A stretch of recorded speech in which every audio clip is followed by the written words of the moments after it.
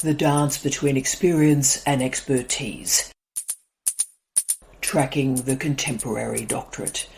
This 10-part podcast series is shared between Jamie Quinton and Tara Brabazon.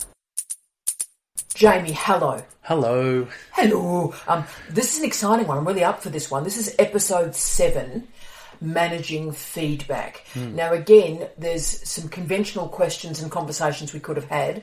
I've chosen a different pathway. Okay. And I'm going to get a bit grunty with this one and really try and solve some problems that are happening, I would argue, quite frequently in contemporary supervision. So my first question is, and this is, I suppose, the setting the scene question.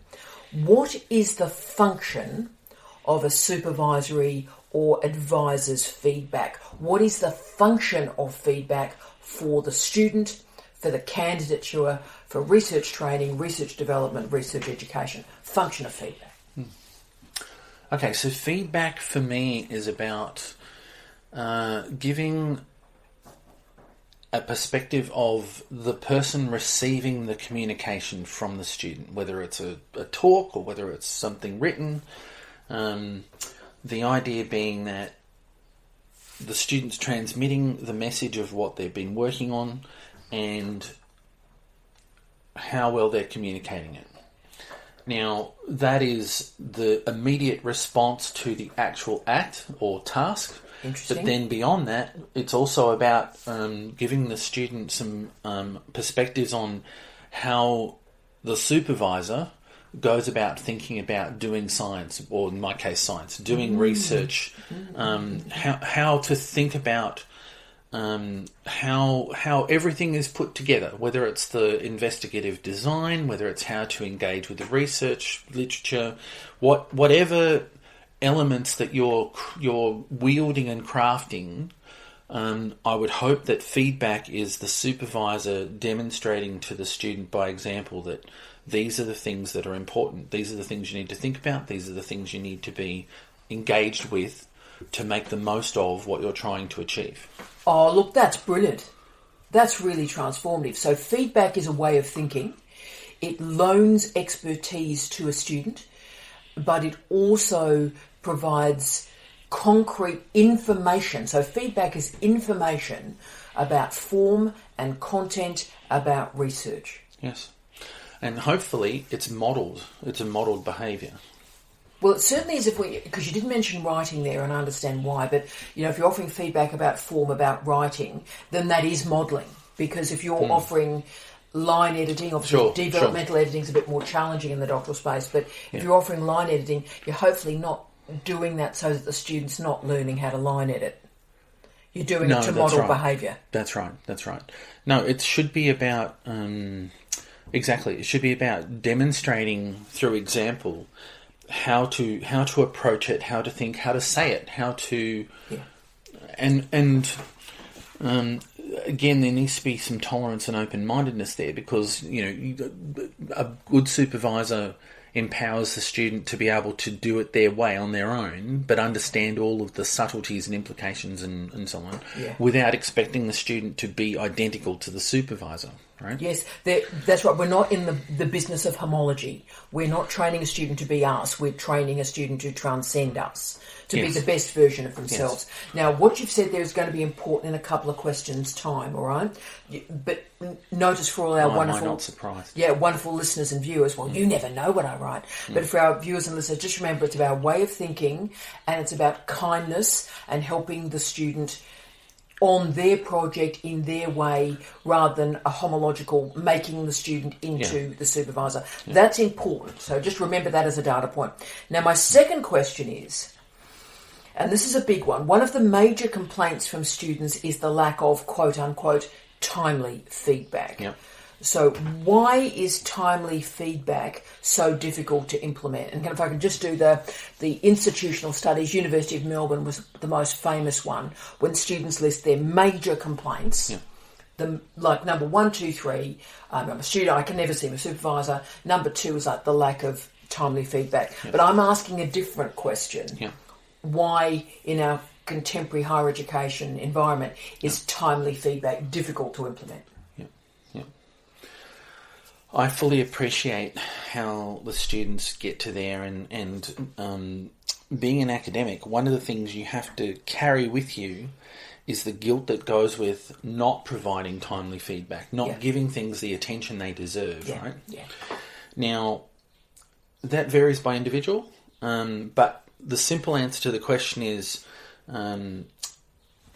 the supervisor is not just supervising that one student on that one project. Yes. They've got so many things to juggle, Yeah. and demanding their attention, and there are deadlines of different durations. Yeah. So all of those things get in the way, if you like. Now, that sounds like an excuse. I don't want to make excuses. Yeah.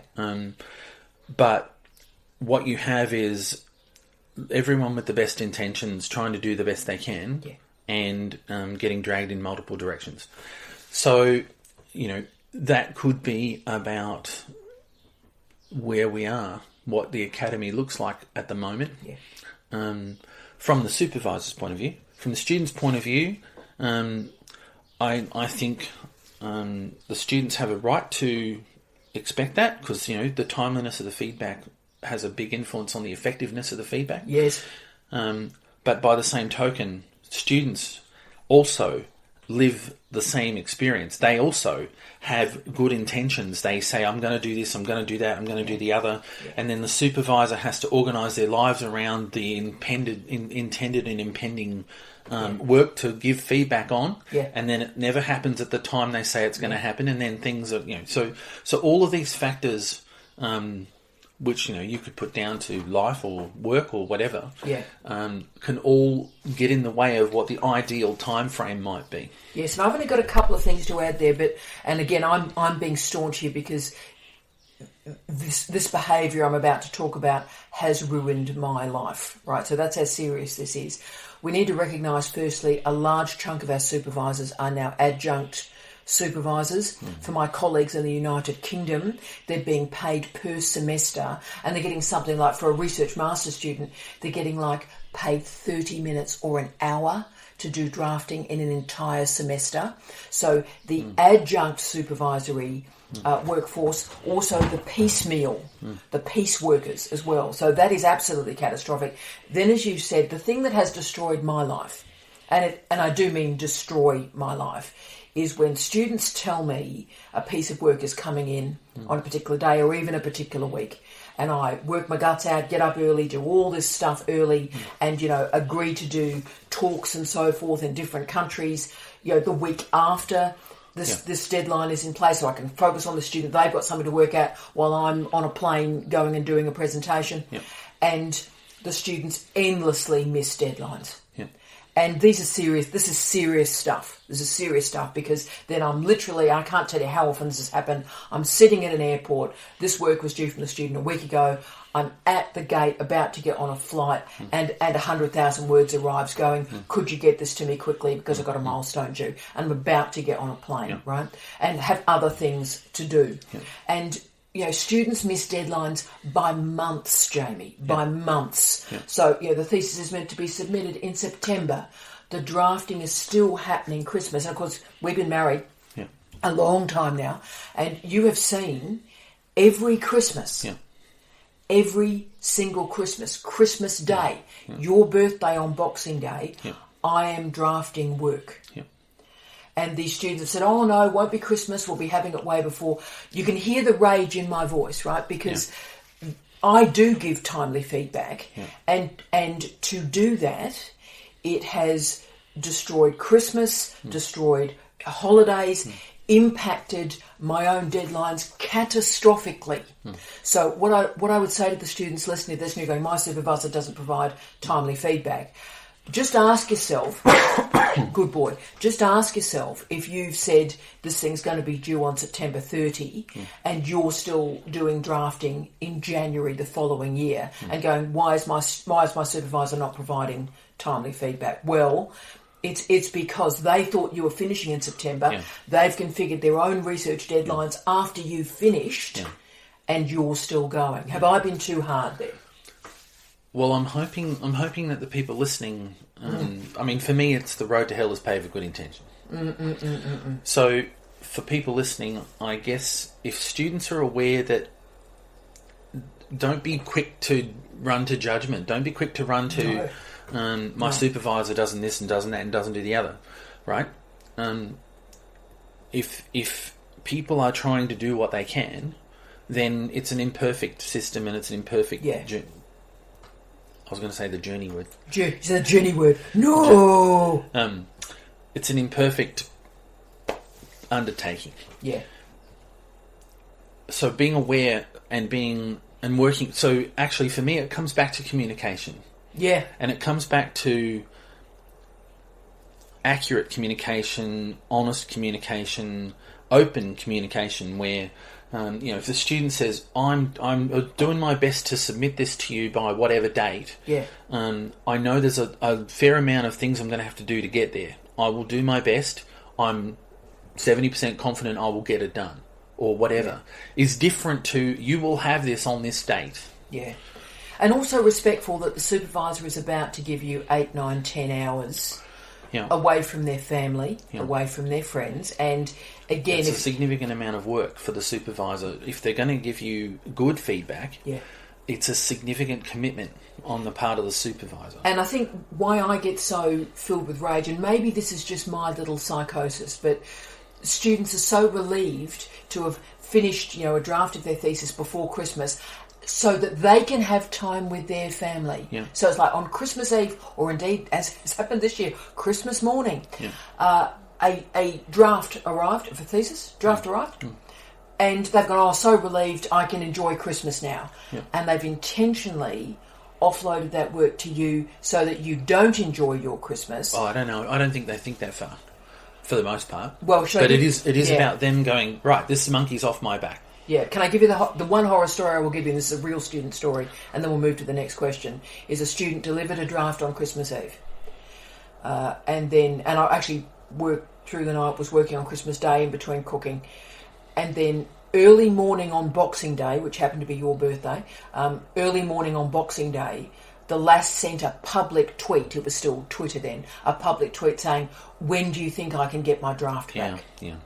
Real story. Yeah. So whenever we're talking about timely feedback, I remember that. I do ask that the students think about, have you provided a real deadline, a respectful deadline, and then timely feedback can emerge. If you've missed a deadline by a month, they've moved on to something else. Yeah. So I went to communication because you're right. Communication is how you manage expectations, right? Yeah. That example you just gave was clearly full of unrealistic expectations. Terrible. Right. But I got the draft back to her on Boxing Day to make the problem go away. So she won. She was successful. Sure. But there wasn't any... there was no demonstration of any awareness or levity towards you and what your circumstances are. I'm not a human. There was just, I've done this task. The ball is now in your court. Get it back to me, right? Yeah.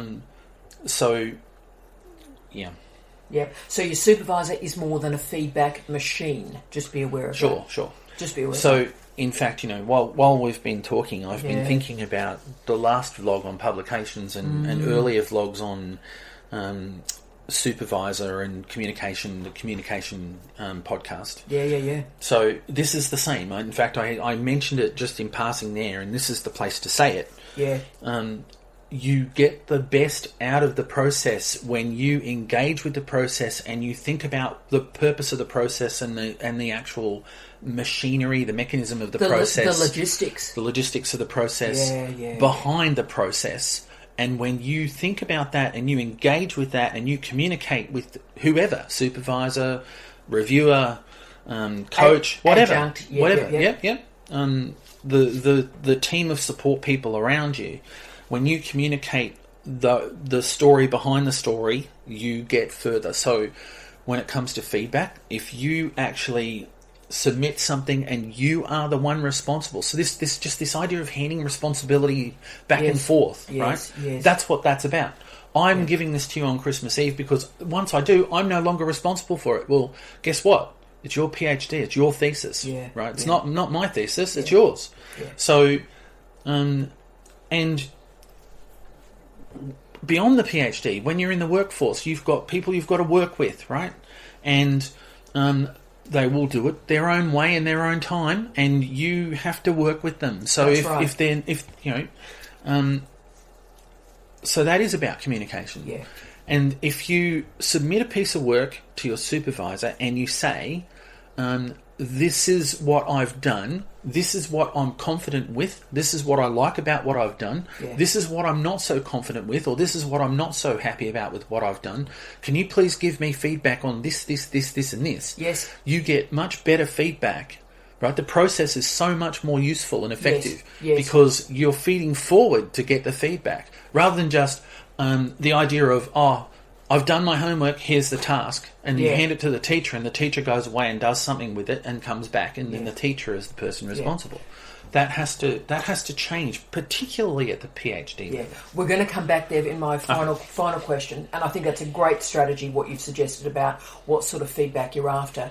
My caveat to that is the students who don't know what they don't know. Sure. So they want to be reinforced in what they think they're doing well. I agree. And they don't want feedback. They don't want actual feedback. They want to feel good about themselves. You've got to have both, which leads to my third question. Yeah. And I'm going there, and that's why I was reticent to ask this question, but I think noting what's happened in the last 5 years, I think we need to go there. Let's look at the dark side of the force now.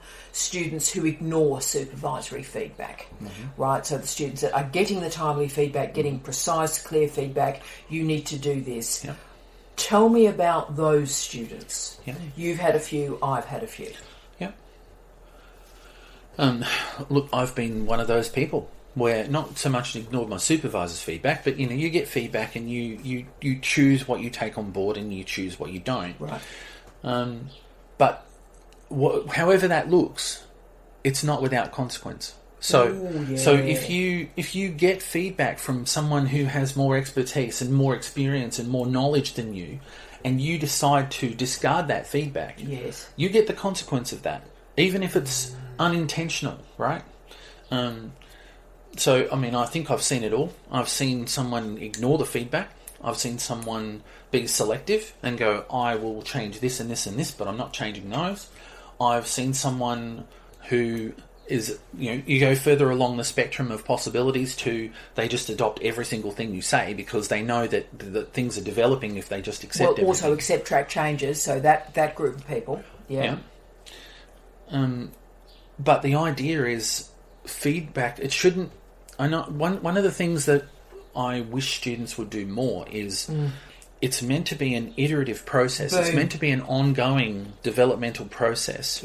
Now, in the sciences, the feedback is important, particularly if you're collaborating on something. So, we talked about who owns what and so forth. Now, if the student in the sciences is working on a funded project and the supervisors provided the funding and they're the ones who have the contractual agreement to deliver on certain things, then they are collaborators, no question, right? And oftentimes the feedback that you're getting is to help when it comes to the co-authored stuff like publications and so on. So it gets so messy, can I say? It can get really messy. But that's why communication is more important than ever, right? So, and everybody, there's the unspoken stuff, right? Everybody's doing their bit with the best intentions and doing what they can there. When you have students who choose not to follow the feedback, it creates a number of challenges for the supervisor. The first one is the students assuming that they know more than the supervisor. Correct. And that they're qualified to be able to say, this is not worth including, this is. Then you've got the human element. So, you put the supervisor offside because they've gone to all this trouble to look at what they know and look at what's out there in the literature and give you what they think is pointed feedback to save you time, and then you choose not to follow it. So, that is actually challenging to just discard. And it feels like a discarding, right? Supervisor has gone to the trouble and the student goes, oh, yeah, no, I'm not doing that. And the supervisor's gone, well, you've just... Not only did I have trouble finding that several hours of my time, but then you've just wasted it because you've decided that it's not useful. And then the next time you go to your supervisor for feedback, what do you think they're going to be thinking? You know? Yeah. And that's what I meant by consequence. So, you know... Can I give you the bigger consequence? So I'll go staunch. Jump in and I'll goth today, aren't I? Look, I'll be staunch here. If a student continues to ignore feedback, someone like me, because I edit every single day, I draft every single waking day of my life, I will find the same errors over and over. The errors don't go away. Yeah. They only intensify in their consequences. Yeah. So if I've been giving the same feedback for 3 years, and yes, this has happened, going, you have to change this. You are not demonstrating knowledge of 5,500 articles. You are ignoring a huge and intensifying area of research. You are just ignoring it, pretending it doesn't exist because you haven't read it. This problem is not going away. So I'm offering the same feedback once a week. It gets to a point where I have to do some very difficult things, and this is where the consequences are actually on the supervisor, because if we get a failed thesis, everyone goes, the supervisor didn't do their job, right? And so we end up, if a student is ignoring us for 3 years, saying terrible things like, if you do not make these changes, this thesis will fail. Now, that's a horrific moment, and no one should have to say that because it's cruel. But you have to say that if a student has ignored feedback for 3 years and they are about to fail. Am I wrong there? Do help me with this. No. So for me, one of the biggest frustrations is when you're trying to offer guidance to a student, and the student wants to talk to everyone and anyone about their ideas and what they what they think should happen, and they talk to people until they hear the thing they want to hear. It's a real problem now. I think that's a social media problem. Probably. That's a new problem. The click-away generation. They shop for people that agree with us. So that's the echo chamber, but it exists in doctoral education. So the most frustrating I've found things is when a student meets with the supervisors. The supervisors advise them on what they should do next. Now, as I've mentioned before, during the candidature, you want that to happen less and less and less. You actually want the student to come to the supervisor and go, this is what I've done, this is what I've been thinking, this is what I'm thinking is the next step. What do you think? And then it's a conversation, an open conversation with questions, as opposed to, you need to stop what you're doing and you need to do this. Right? No supervisor wants to be put in that situation in the first place. But when the supervisors repeat like several times, and the student comes back and they've done their little, I'm talking to the world until the world tells me what I want to hear, and they come back and go, I didn't do what you suggested, I did this instead.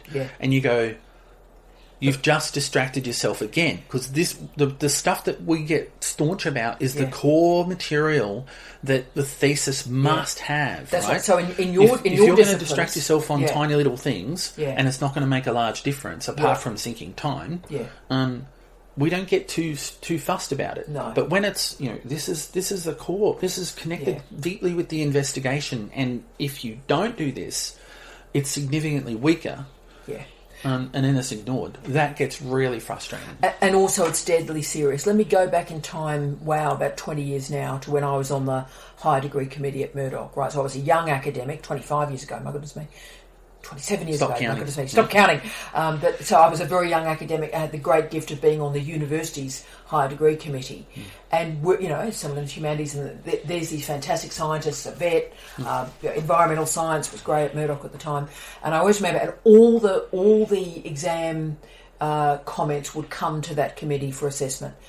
And I remember about 1 in 6 meetings, so about 3 times a year, there would be a comment from an examiner that said, this thesis exhibits bad science. And they would use that phrase, bad science. And the committee would stop, we would stop all the other work we are doing, and that was the focus of everybody for that week. And we would all read the thesis, because obviously that's academic integrity, research integrity. So when you're talking about serious core fundamentals, this can absolutely destroy a thesis. It can, yeah. And in my sort of field, it's probably just that complete ignorance of a whole area of research that the student doesn't know exists. So they think they're being terribly original, and they just haven't read like 15,000 articles that have done that work. The difficulty, so there's two parts to this. One of them is the polarisation of thinking. Yeah. Right? Yeah, the absolute, this is absolutely right or this is absolutely wrong and nothing in between. Yeah.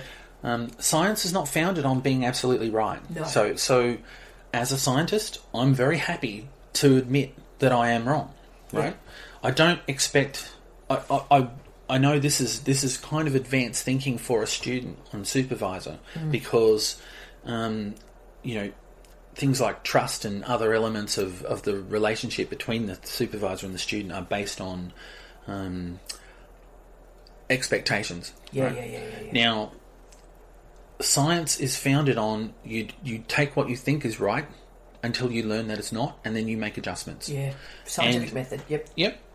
And so when I advise a student, I think this is what you should do next. I'm giving them my best educated guess at what I think is the next step. So I'm very happy to be mistaken, but I'd like to think after supervising 20-something students to completion as a principal and several others as co-supervisor, I have enough experience and enough expertise with diverse projects and diverse people that I have some qualified level of expertise that I'm offering. Whereas when someone goes and talks to 28 other people, of which 24 of them have never done a PhD to completion before, and they decide to listen to one of those people over me, I find it challenging that I'm not just plucking stuff out of the air and going, oh, what random thing can I get you to do next? We are trying to systematically work towards the end target. But see, I agree with everything you've said there. I want to go one step further. That next step that you're advising the student to take, if the student does not take that, the examiner will ask why that step wasn't taken. So very likely to happen. So frequently when you see, and I've, again, in all the different roles I've had, I've read hundreds of these comments where the supervisor has said, pleading, very emotional, I have been saying this is a problem for 3 years, right to the end. The student submitted it anyway, and exactly the feedback, and they often show me exactly the feedback I gave all the way through is what the examiner has given it a 4 or a D on. So that's my point. It's kind of unfortunate that students can't see a thesis that fails and the examiner's report that goes with it. I know. It's really unfortunate they can't see that. We do live in times where people don't get to see that failure very much, right? It's hidden. But it happens. Look, it does. So examiners don't really want to fail you, but if it's not up to standard, they have a responsibility to fail you, so they will, right? Yeah. The argument is about 1% of theses fail, right? And we will have a session right at the end on examination. But 1% of theses fail. But of course, in the doctoral space, you don't get to the failure because the students attrit. So the attrition is a proxy for many things, but the attrition is particularly a proxy for a failed thesis that will never be submitted. But just be conscious of that, that be careful that when you're going, oh, look, my supervisor doesn't know what they're saying, really be sure of that, because the examiner will probably present exactly the same problems. Now, to my last question, more buoyant, I hope. And I know I've been hard here, but I suppose this is coming from a woman who's worked every Christmas for 30 years reading students' work, right? So they can have a nice Christmas and we don't. So finishing off with the fourth question, how can students set up a productive system with their supervisor right at the start about feedback? So we've talked about all the negativity, and it is a really debilitating space. But how, at the start of a candidature, can we configure what I would describe as a feedback ecosystem that is functional for the journey? I think the smartest place to put that is in the plan, right? So rather than just being a publication and dissemination plan, it should be the thesis plan, and then as part of the thesis plan you have your dissemination and publication plan. You have your let's talk about how we work together. What does week by week approaches to this candidature look like? Yeah. What would you like it to look like? This is what looks normal for me. Yeah. How about we start there and we'll keep checking in and seeing how it goes, right? Good. Good. And what I like about that approach, and I've done that more as I've got more senior, right? Because again, you start out, everyone's got the best intentions, and then as you learn, you make adjustments and you change. Yeah. So what I wish I knew when I was younger would be the more you can articulate all of that, and that's something that wasn't articulated to me, so it's difficult for me to proactively think about doing this until I have to, right? Yeah. The more you can articulate, this is what I think we should do, but we'll try it and see how we go. Yeah. What would you like it to look like? Yeah. I don't expect a starting student to know what that needs to look like. They'll be dependent on the supervisor to make that happen. Yeah. So as part of supervisor training, the more you can have that conversation up front on all aspects of the candidature, the better off it'll be as you go. Because otherwise you do what everybody does, which is you do what you think is right, and expectations shift from each other, and if there's no communication about it, it gets further apart and you have problems, and the chances of a serious issue comes up. At the end comes up. And also, can I say, I love that. I think that's brilliant. When we're dealing with this feedback ecosystem, I think we break it down into sub-genres too. So there's a feedback infrastructure for writing, because writing has to improve over the 3 years. There's a feedback infrastructure for reading, checking the scope and scale and level of the reading, academic integrity, information literacy, and also research integrity as well, and methods, but not only methods and methodology, but also epistemology and ontology as well, and actually separate and do the check-in for each of those subgenres. The other end of that, which is also about, right, you just said dissemination. It was about the dissemination part. So about conferences, how to handle questions, how like setting up someone to go through a viva, whether they go through a viva or not, so that you know how to handle the questions that are coming, right? They'll come anyway. Even if you don't have a viva and you have publications, they'll come that way. So, because it is amazing. With my best students, I also run, as you know, we do mock confirmations of candidature, we do mock milestones. I get them to present the conference paper to me, and I ask the most difficult questions I can humanly consider. And for vivas, of course, I do mock vivas all around the world, and vivas themselves, but they require feedback. So the assumption that someone could go and do a viva without having done a mock viva is unbelievable to me. And you need to not only run the mock viva, but you need to run a meeting after the mock viva with a full iterative line by line feedback on their performance. That's what needs to happen. Absolutely. So when it comes to presentations and getting feedback on presentations, so before I was saying, look, don't rely so much on your peers who haven't finished a PhD to tell you how to do a PhD. But there are situations where that peer group can give you very meaningful feedback, and so one of them, in fact, is giving presentations. With honours students, I say to them, when they're panicking about the final presentation, I say to them, just once give your presentation to someone in your family who isn't someone with a university honours degree or higher, just so that you're giving that presentation to someone who knows nothing about it and can give you an idea of whether the whole big picture story that you're presenting makes sense. So you get that type of feedback, and it's the best audience for that type of feedback, because they don't understand it. Like they'll get lost in the details, but the overarching picture, they'll see that clearly. Same with your peers, right? So there are times when getting input from your peers and supporting your peers, you support each other by everybody practicing and sharing with each other and saying, does that make sense to you? And if not, tell me where it doesn't, and then I can think about how I might make adjustments, right? But when it comes to the deep level stuff, the content more than the form, and the how far and how much you wield the deep level expertise, the supervisor is really the person to have that conversation with, to get that feedback from. And I'll just finish with the final phrase I use all the time, and we may, in our final few sessions, bring this phrase back to scope and scale. The reason a thesis fails is because it lacks scope and scale. And scope and scale must be configured through feedback, through being clear what are the parameters around the research form and content. So let's have that as a thought for us going forward. And look, I really enjoyed that. I was also going to say just one last comment. Yes, please. While we're talking about feedback,